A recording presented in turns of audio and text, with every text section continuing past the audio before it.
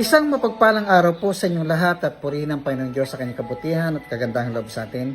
Ayon sa Mark chapter 8 verse 36, "For what it shall profit a man if he gain the whole world and loses his own soul?" May mga bagay na pinaka-importante sa mundong ito. Opo, kailangan natin ng kayamanan, kailangan natin ng property, kailangan po natin ng trabaho. Mahalaga po ito. Pero alam niyo po, ang pinakamahalagang bagay sa mundong ito ay ang ating kaluluwa.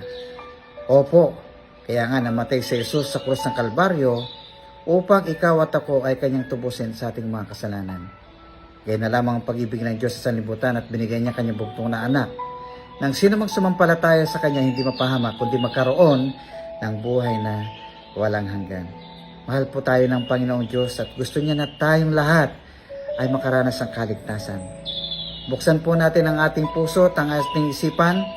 Tanggapin si Jesus bilang Panginoon at tagapagligtas ng ating buhay. Panginoong Diyos, dalangin po namin na ikaw ang siyang maghari sa aming buhay.